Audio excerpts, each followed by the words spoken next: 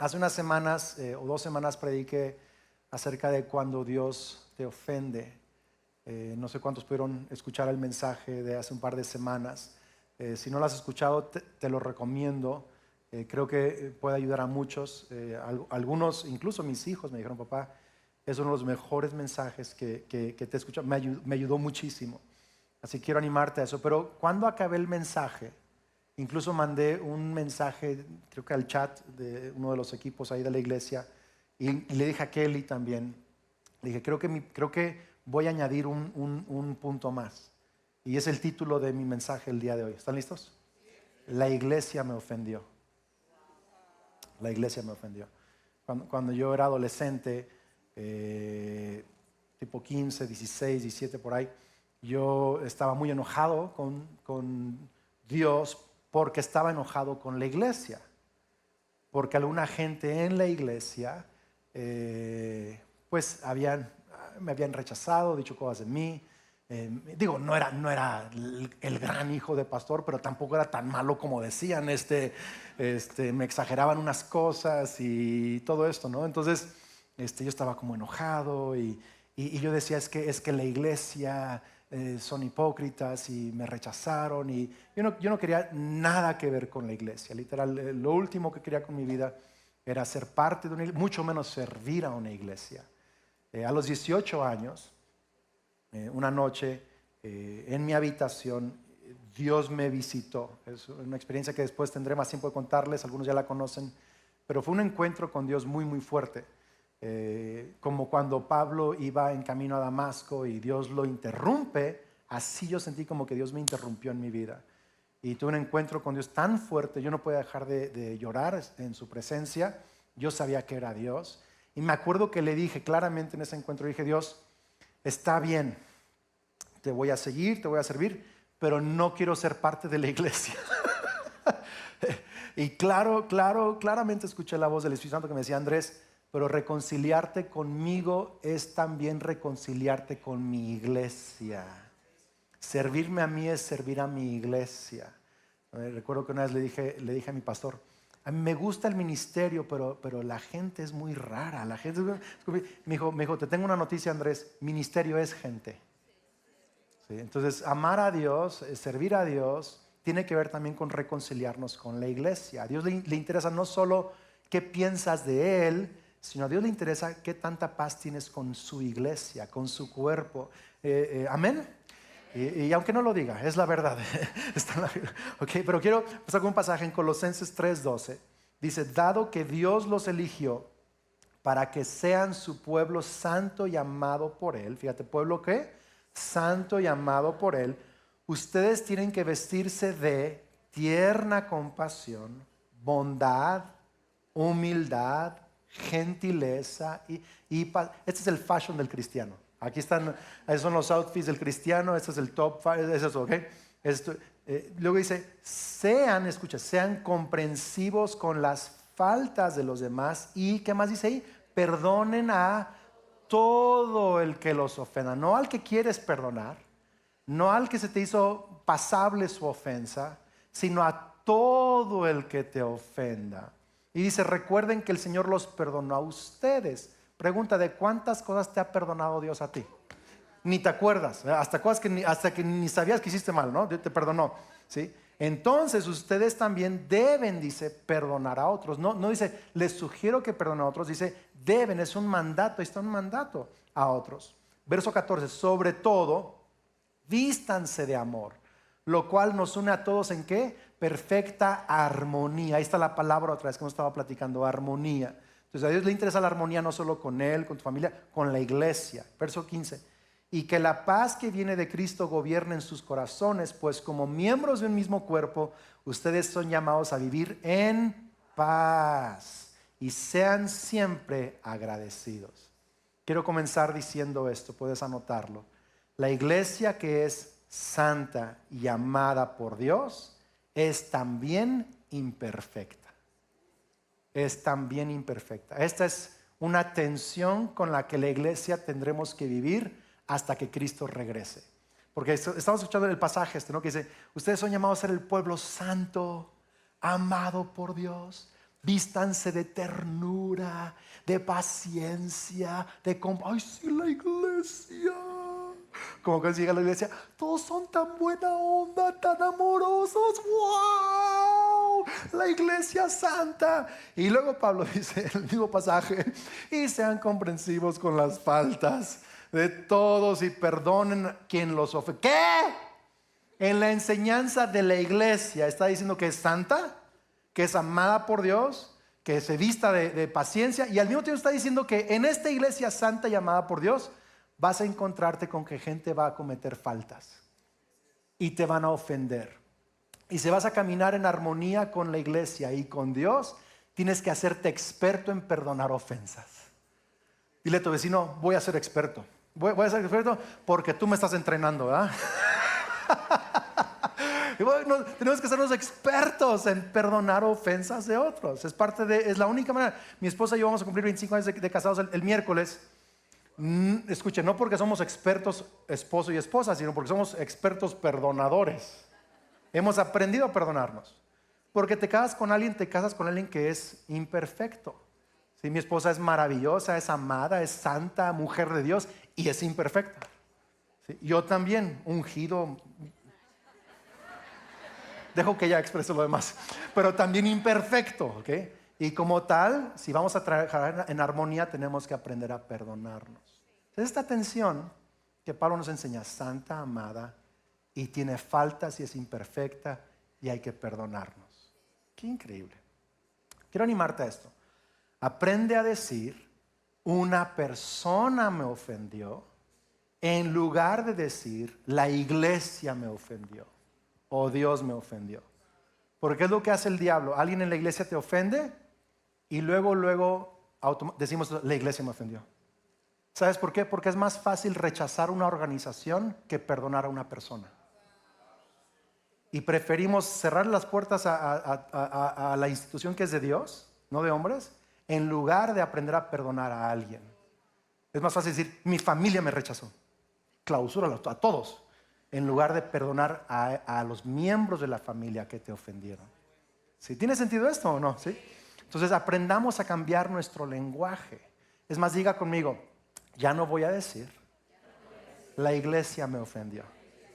Ahora voy a decir, una persona me ofendió y voy a aprender a perdonar. Dele un aplauso al Señor, amén. Entonces, tengo 3 cosas rápidamente que decir. Primero, número 1, algunos cristianos van a pecar contra ti. Es la verdad. No solo van, porque algunos dicen, es que me vio feo. No fue un pecado, te vio feo. ¿Sí? Pero van a pecar contra ti significa, quizá van a hacer algo, ¿sí?, que realmente fue equivocado. Van a usar una palabra, una actitud que no fue correcta. Eso va a suceder, Mateo 18:19 dice, estas palabras de Jesús, otra vez les digo que si 2 de ustedes se ponen de acuerdo en la tierra acerca de cualquier cosa que pidan, les será hecha por mi Padre que está en los cielos. Qué gran pasaje, ¿no? Verso 20, porque donde 2 o 3 están congregados en mi nombre, ahí estoy yo en medio de ellos. Es las palabras de Jesús. Todo el mundo le deja ahí la lectura y no sigue con el verso que sigue. ¿Quieren ver el verso que sigue o no? Entonces Pedro se acercó y le dijo, Señor, ¿cuántas veces pecará mi hermano contra mí y yo lo perdonaré? ¿Hasta 7 veces?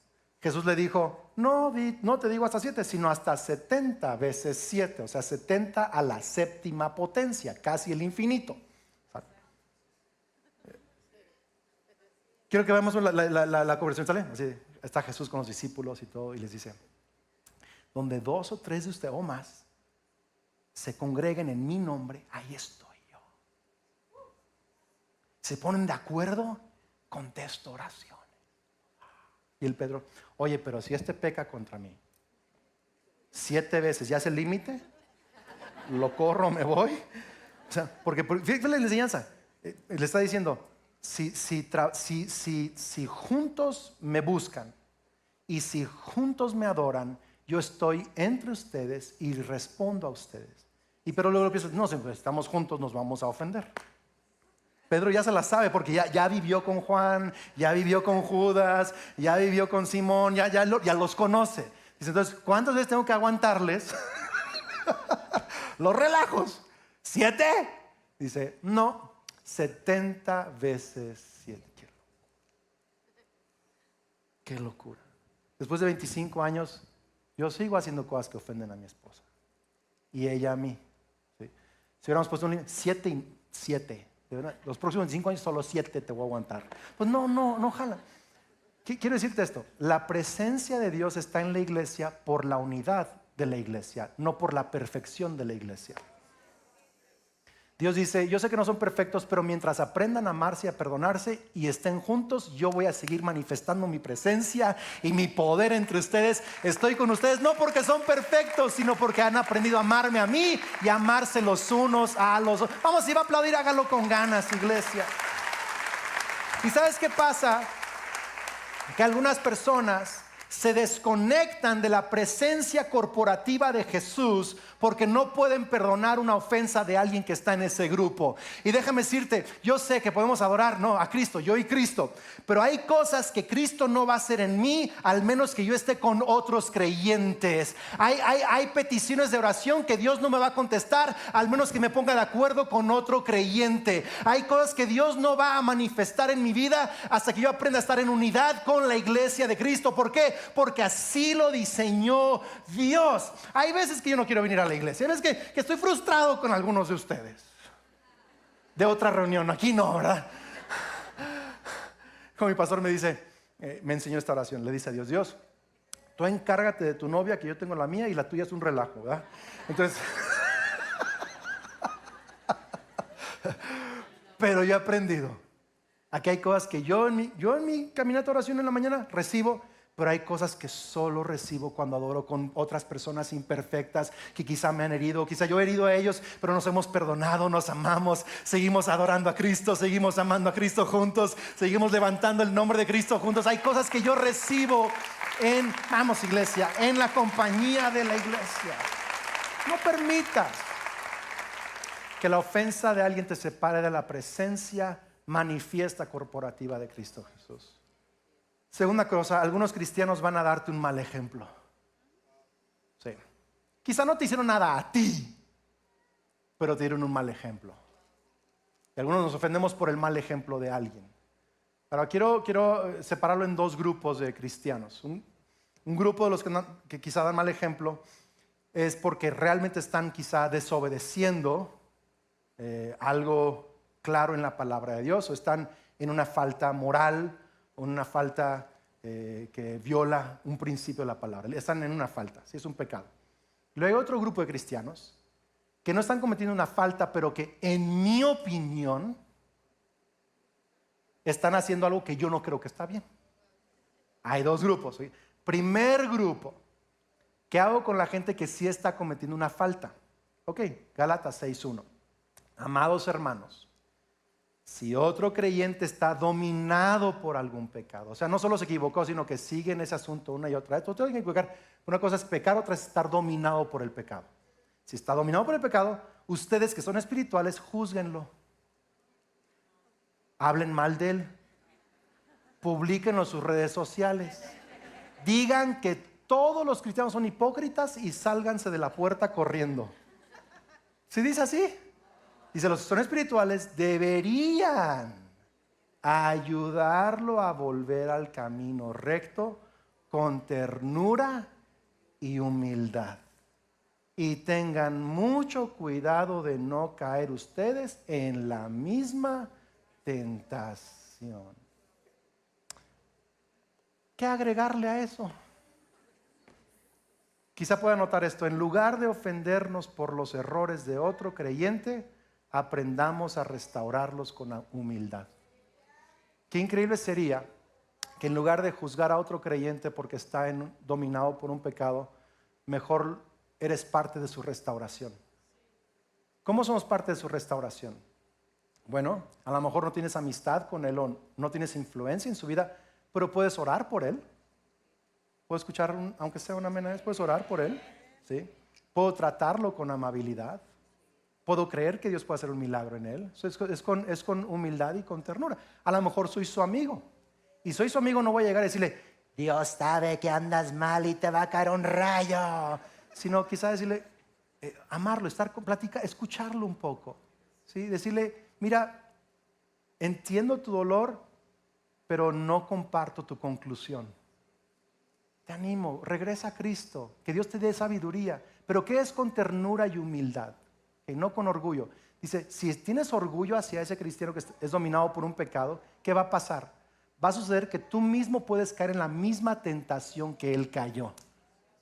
Porque cuando estamos en orgullo, ¿okay?, estamos a punto de caer en lo mismo que el otro hizo o peor. Me ha pasado que gente que se las da de que, uy, no, yo nunca haría eso, qué bárbaro, ¿cómo está así? ¿Cómo es posible? Entonces, adelantito, ese mismo que estaba así, está en otros rollos. Porque el orgullo siempre te va a guiar a una caída. Dios da gracia al humilde, pero resiste al orgulloso, ¿cierto eso? Así que, ¿cómo sería la iglesia si en lugar de matarnos cuando andamos tirados, nos levantamos para sanarnos? Mi mamá siempre decía, la iglesia es el único ejército que mata a sus soldados caídos. Mejor aprendamos a levantarlos, llevarlos al hospital y a sanarlos hasta que Dios los restaure y los pueda volver a levantar y los pueda usar otra vez. Vamos, si va a aplaudir, hágalo con más ganas, iglesia. Dile a tu vecino, cuando tú andes en pecado, dígale, cuando tú andes en pecado, yo no te voy a juzgar, no te voy a criticar, sino que te voy a restaurar en humildad. Qué tremendo eso, ¿verdad? Qué maravilla. Ahora, el otro grupo de gente, quizás no es una falta clara de la palabra, pero en mi opinión no anda bien. Romanos 14:1 dice, acepten a los creyentes que son débiles en la fe. Y no discutan acerca de lo que ellos consideran bueno o malo.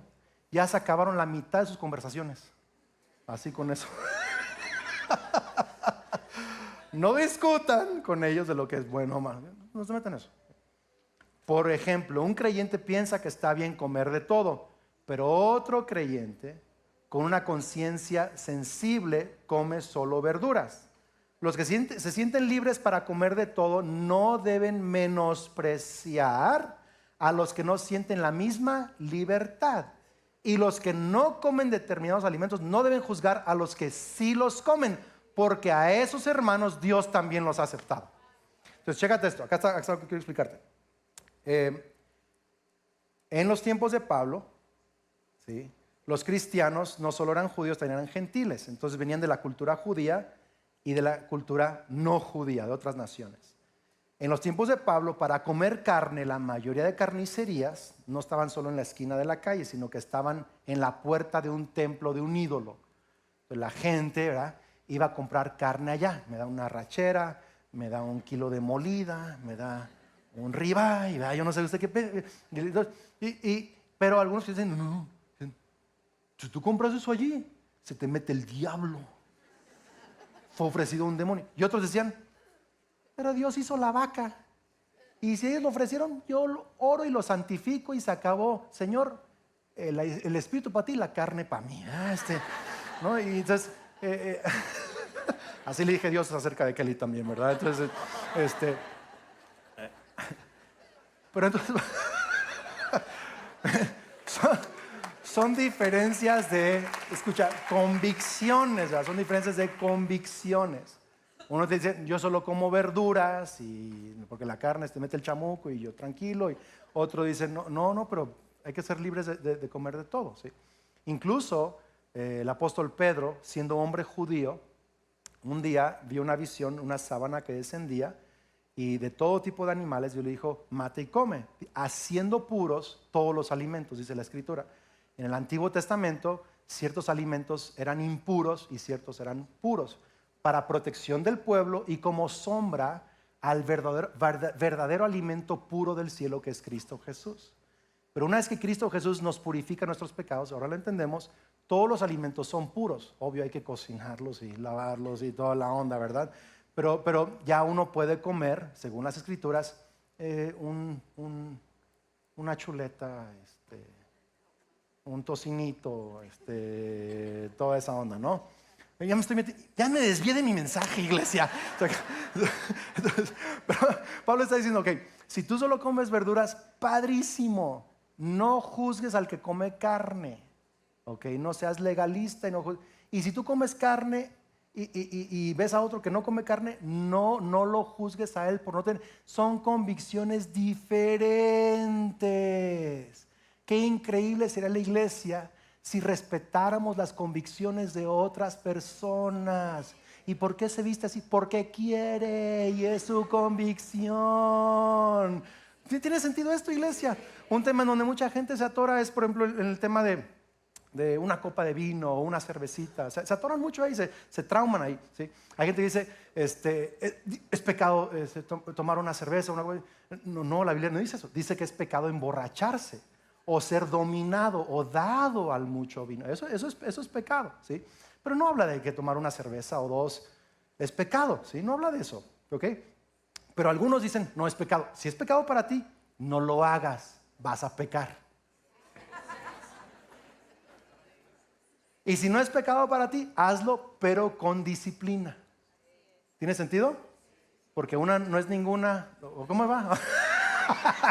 Se la saben, ¿ok? Entonces tranquilo. Y por cierto, para algunos de ustedes que no pueden frenar, que tienen una propensidad a la adicción, no empiecen ni con una. Porque una los va a llevar a una esclavitud de pecado que eso sí va a destruirles su vida, ¿ok? Entonces cada quien tiene diferentes convicciones.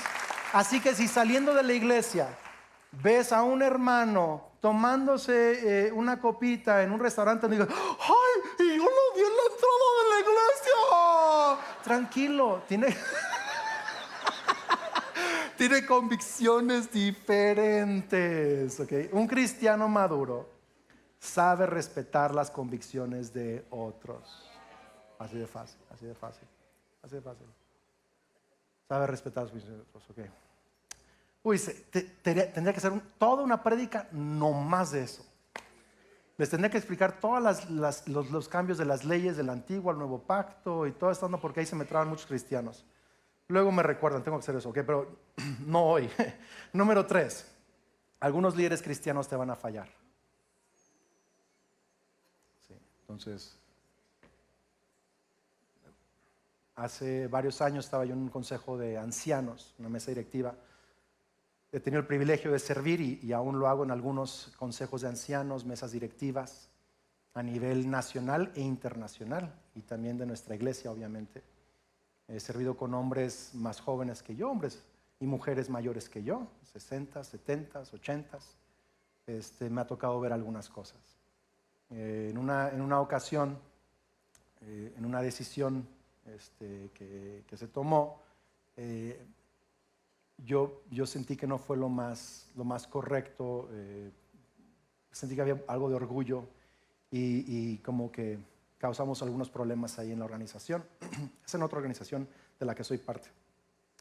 Estaba muy frustrado porque algunos de los líderes que me habían enseñado por años, ¿verdad?, la palabra de Dios, ahora de pronto yo estoy viendo algo que a mi parecer pues no representa la humildad de Cristo, ¿no? Y yo estaba un poco frustrado. Me acuerdo que le dije a mi pastor, porque mi pastor también es parte del mismo grupo, le dije, ¿cómo sigues aquí después de tantos años con esta gente? Me dijo, Andrés, no hay líderes perfectos, pero hay seguridad en estar en unidad. Estar en unidad. Y cuando uno de nosotros cae, el otro lo levanta y hemos restaurado a gente y estamos juntos. Nadie es perfecto aquí. No estoy de acuerdo con la decisión, pero ser parte de un equipo significa que a veces no vas a estar de acuerdo con la decisión. Así me explico. Entonces, mi papá y yo hemos sido parte de este grupo. En México está la Alianza Vida Abundante, que es un grupo de iglesias de la cual soy parte. Más Vida tiene un consejo también de ancianos, un consejo directivo. Hay toda una autoridad eclesiástica y todo esto. Y es importante, no va a haber nada perfecto, pero es importante entender que tenemos que caminar en unidad. Ahora, aún en eso, va a haber líderes que te van a fallar. Líderes que te van a fallar. ¿Qué hacemos con esto? Bueno, primero te digo esto, no permitas que las faltas de un líder cambie tu percepción de quién es Dios. No lo permitas.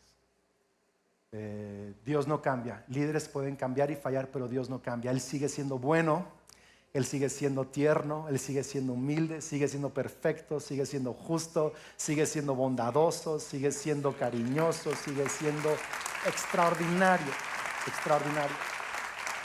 Entonces, ¿qué hacemos? Okay, 3 consejos rápidamente. ¿Qué hacemos cuando me falla un líder? Okay. Número 1, yo he aprendido esto, a dejarlo en manos de las autoridades eclesiásticas y civiles. O sea, Dios establece autoridades eclesiásticas y civiles. Lo dejo en manos de Dios. Dejarlo en manos de Dios es dejar que la gente que está a cargo del asunto lo maneje. ¿Sí? 2 Corintios 13:1 dice, esta es la tercera vez, es el apóstol Pablo, que los visito. Y como dicen las escrituras, los hechos de cada caso, fíjate, ya está usando un lenguaje legal, de cada caso, deben ser establecidos por el testimonio de 2 o 3 testigos. Habla de un caso, no creas cualquier acusación. Ya puse sobre aviso a los que andaban en pecado cuando estuve ahí durante mi segunda visita. Ahora les advierto de nuevo que a ellos y a todos los demás, tal como lo hice antes, que la próxima vez no tendré compasión de ellos. Pablo dice, ya vi algunos de estos casos, les di un proceso de restauración. Algunos de ellos no lo han seguido, ahora ya va a haber consecuencias a estas cosas. Entonces Pablo está en un caso casi como legal, ¿sí lo veo o no? A mí me ha tocado, siendo parte del Consejo de Más Vida y de otras organizaciones, me ha tocado que tenemos que intervenir cuando está la falla de un pastor o de un líder, ¿sí? Como pastor yo estoy bajo autoridad. Si yo caigo en alguna situación, mis autoridades pueden intervenir, la iglesia puede intervenir y un proceso de restauración, de disciplina. Yo he estado en esos procesos con otras personas, me ha tocado ser parte del equipo que restaura a otra gente. Algunos se someten al proceso, otros no se someten al proceso, ¿sí? Hay faltas que no solo son una falta moral espiritual, son una falta moral criminal. Por eso dije autoridades civiles. Hay cosas que tenemos que dejar que la autoridad civil también lo maneje como un crimen, es la verdad.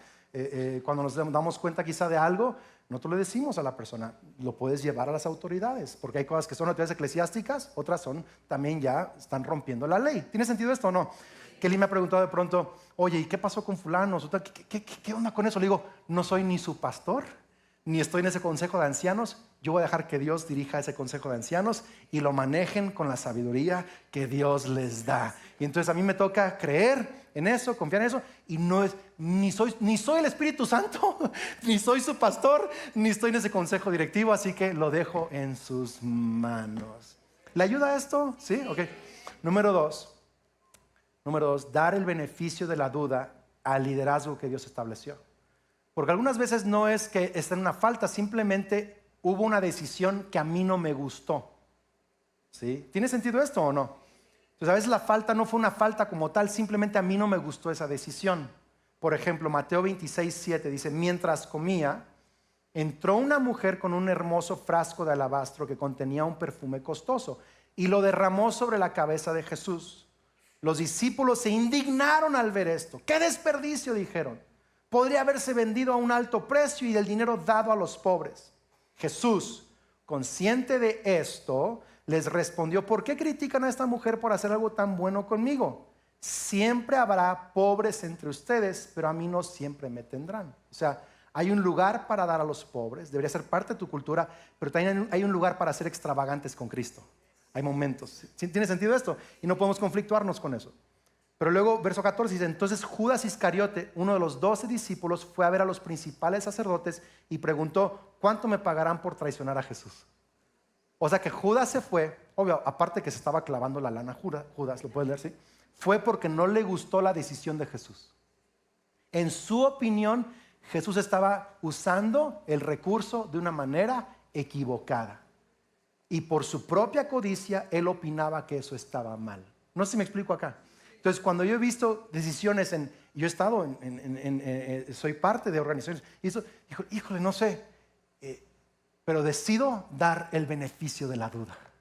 Y decido creer, Señor, si tú lo pusiste en sus corazones, voy a respaldar, voy a orar, voy a ser parte de, tú vas a pedirles cuentas a ellos, Por eso, y a mí cuentas por estar en unidad con tu iglesia. Voy a dar el beneficio de la duda al liderazgo que tú has establecido. Y así lo he manejado yo todos estos años. Vamos, si va a aplaudir, hágalo con ganas, iglesia, ¿ok? Y por último, esto es lo último que he aprendido y vamos a cantar aunque sea un minuto. Por último, imita su fe, no imites sus errores, enfócate en Cristo. Es más, dígalo conmigo, imita su fe, no imites sus errores, enfócate en Cristo. Hebreos 13:7.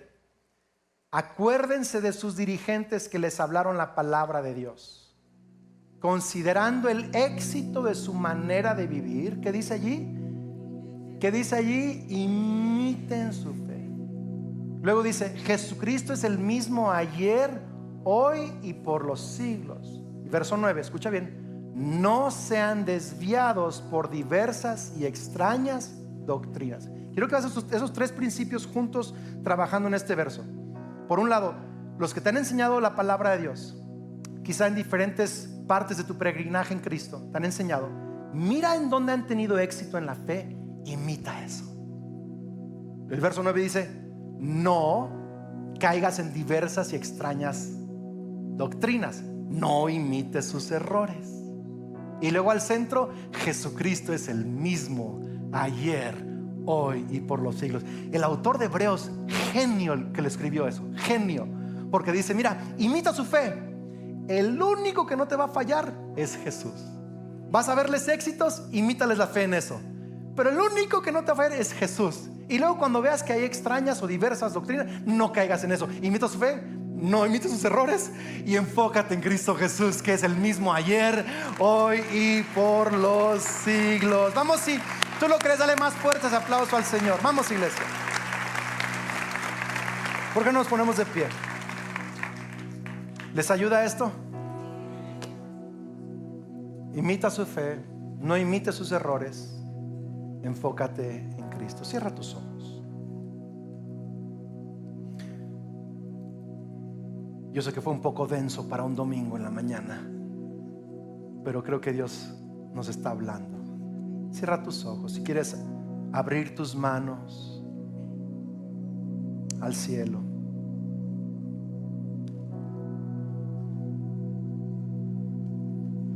y dile, Jesucristo, solo tú eres el mismo ayer, hoy y por los siglos.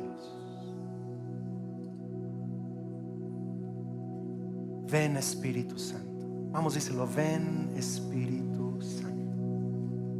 Abre mis ojos a Cristo, el que no cambia, el que es santo, el que es perfecto.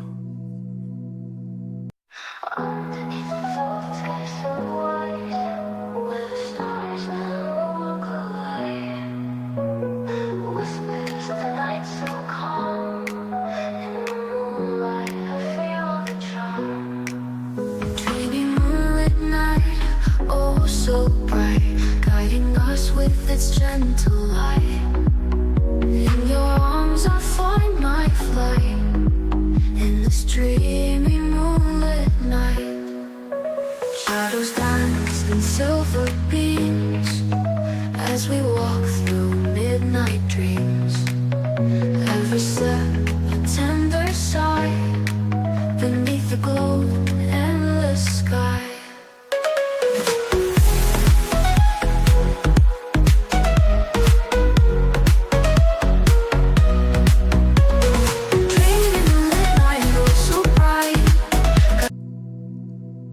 Ayúdanos a entender que para caminar en armonía contigo, tenemos que aprender a caminar en armonía con la iglesia, a perdonarnos unos a otros, amarnos unos a otros. Enséñanos a imitar la fe de los líderes, no imitar sus errores y mantener nuestros ojos en Cristo. Enséñanos, y que podamos ser un cuadro hermoso aquí en la tierra de lo que significa al mismo tiempo ser santo y amado y también imperfecto.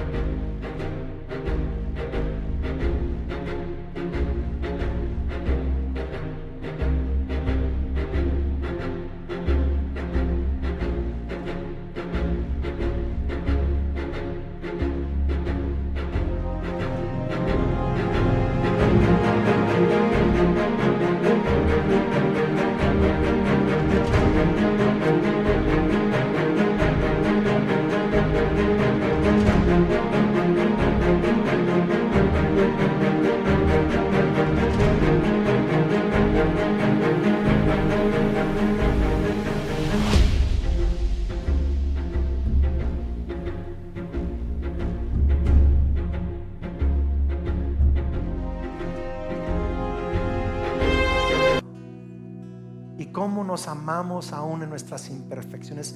Que seamos una iglesia así, que muestra el amor y la misericordia de Cristo unos a otros. En el nombre de Cristo Jesús. Amén y amén. ¿Cantamos esto juntos, iglesia?